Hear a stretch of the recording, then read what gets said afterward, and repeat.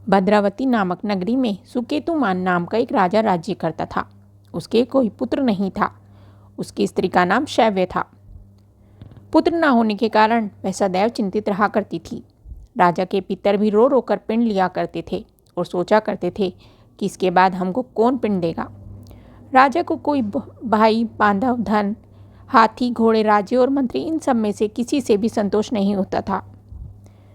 वह सदैव यही सोचता था कि मेरे मरने के बाद मुझको कौन पिंडदान करेगा।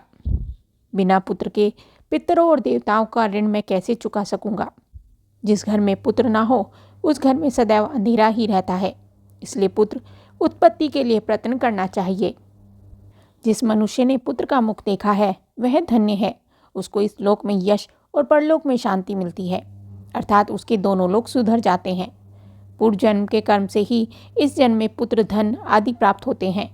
राजा इसी प्रकार दिन रात चिंता में लगा रहता था। एक समय तो राजा ने अपने शरीर को त्याग देने का निश्चय किया, परंतु आत्मघात को महान पाप समझकर उसने ऐसा नहीं किया। एक दिन राजा ऐसा ही विचार करता हुआ अपने घोड़े पर चढ़कर वन को चल दिया तथा पक्षियों और वृक्षों को देखने लगा। उसने देखा कि वन में मृग, व्याघ्र, सुअर, सिंह, बंदर, सर्प आदि सब घूम रहे हैं। हाथी अपने बच्चों और हथनियों के बीच घूम रहा है। इस वन में कहीं तो गीदड़ अपने कर्कश स्वर में बोल रहे हैं, कहीं उल्लू ध्वनि कर रहे हैं। वन के दृश्यों को देखकर राजा सोच विचार में लग गया। इसी प्रकार आधा दिन बीत गया। वह सोचने लगा कि मैंने कई यज्ञ करे, ब्राह्मणों को स्वादिष्ट भोजन से तृप्त किया, फिर भी मुझको दुख प्राप्त हुआ, क्यों? राजा प्यास के मारे अत्यंत दुखी हो गया और पानी की तलाश में इधर उधर फिरने लगा। थोड़ी दूरी पर राजा ने एक तालाब देखा। उस तालाब में फूल खिले थे तथा सारस, हंस, मगरमच्छ आदि घूम रहे थे। उस सरोवर के चारों तरफ मुनियों के आश्रम बने हुए थे।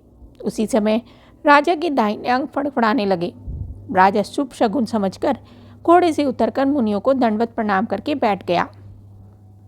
राजा को देखकर मुनियों ने कहा, हे राजन, हम तुमसे अत्यंत प्रसन्न हैं। तुम्हारी क्या इच्छा है, सो कहो। राजा ने पूछकर, महाराज आप कौन हैं और किस लिए यहाँ आए हैं, कृपा करके बताइए। मुनि कहने लगे, हे राजन, आज संतान देने वाली पुत्रदा एकादशी है। हम लोग विष्णुदेव हैं और इस सरोवर में स्नान करने के लिए आए हैं। यह सुनकर राजा कहने लगा कि महाराज, मेरे भी कोई संतान नहीं है। यदि आप मुझ पर प्रसन्न हैं तो एक पुत्र का वरदान दीजिए। मुनि बोले, हे राजन, आज पुत्रदा एकादशी है। आप अवश्य ही इसका व्रत करें। भगवान की कृपा से अवश्य ही आपके घर में पुत्र होगा। मुनि के वचनों को सुनकर राजा ने उसी दिन एकादशी का व्रत किया और द्वादशी को इसका पारण किया। इसके पश्चात मुनियों को प्रणाम करके महल में वापस आ गया। कुछ समय बाद रानी ने गर्भ धारण किया और 9 महीने के पश्चात उसके एक पुत्र हुआ। वह राजकुमार अत्यंत शूरवीर, यशस्वी और प्रजापालक हुआ। पुत्र की प्राप्ति के लिए पुत्रदा एकादशी व्रत का पालन करना चाहिए। बोलो विष्णु भगवान की जय। ये कथा आपको कैसी लगी हमें कमेंट करके ज़रूर बताएं। साथ ही वीडियो को लाइक करें, चैनल को सब्सक्राइब करें। धन्यवाद।